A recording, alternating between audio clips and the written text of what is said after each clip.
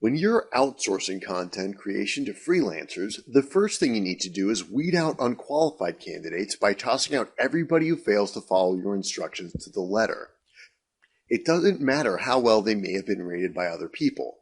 One of the problems with feedback on freelancer sites, or on places like Amazon or eBay for that matter, is that it's difficult to verify and hard to tell what's real and what's phony. When hiring freelancers, you don't have time to go back and check people's references the way you would if you were hiring a full-time employee to work for your business. In fact, one of the best things about using freelancers is that there are so many of them out there that you can always go back and get another one if it doesn't work out. The best way to find good, dependable people is simply to talk to them one-on-one, either on the phone, through video conferencing, or even through email.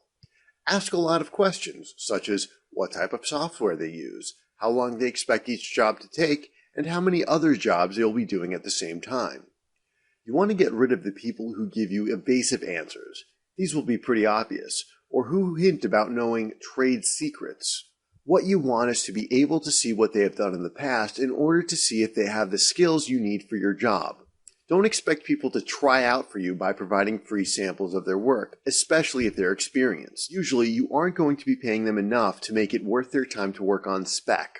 Instead, you should hire them for a smaller job and see how it goes. If you like what you see, they can meet your deadline, were courteous, and were reasonable to deal with, then you can give them something more complicated.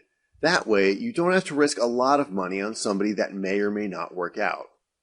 When you hire somebody for a job, regardless of how small or large it is, it's really important that you be very clear about what you want. Remember, many of the people you'll be dealing with may not be coming from the same background as you. A lot of freelancers actually live in third world countries or don't have the level of education that other people were fortunate enough to have. It's not always realistic to expect them to understand local idioms or get the gist of what you're trying to tell them. You have to be super specific and give examples.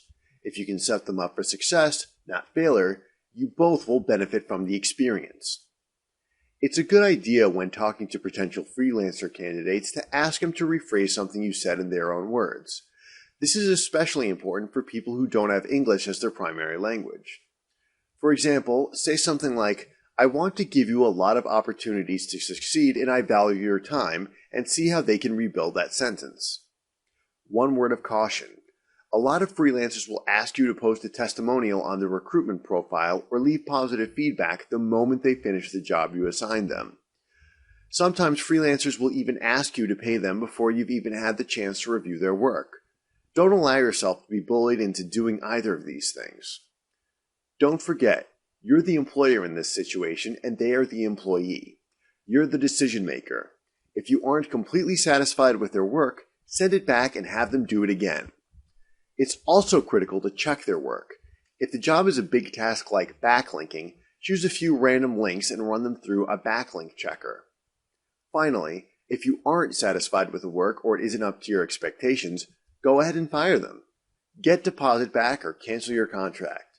This doesn't make you a bad person. It just means you're a business person who is passionate about your product. It also doesn't make them a bad person either. There are many talented people who are having a bad day or a bad week. There probably won't be any hard feelings. And even if there are, so what? But it's important that you always act professional, sociable, and respectful. Even though internet marketing is literally a global enterprise, in many ways it really is a small world after all. If you act like a moron, or disrespectful, bigoted, or simply ignorant, you can earn a bad reputation that can be difficult to overcome. Respect others, and others will respect you. To find out new ways to make money online, subscribe to my YouTube channel and click on the link below to my blog, SteveSheltonblog.com. I'll see you on the blog and in the next video. Thanks for joining me.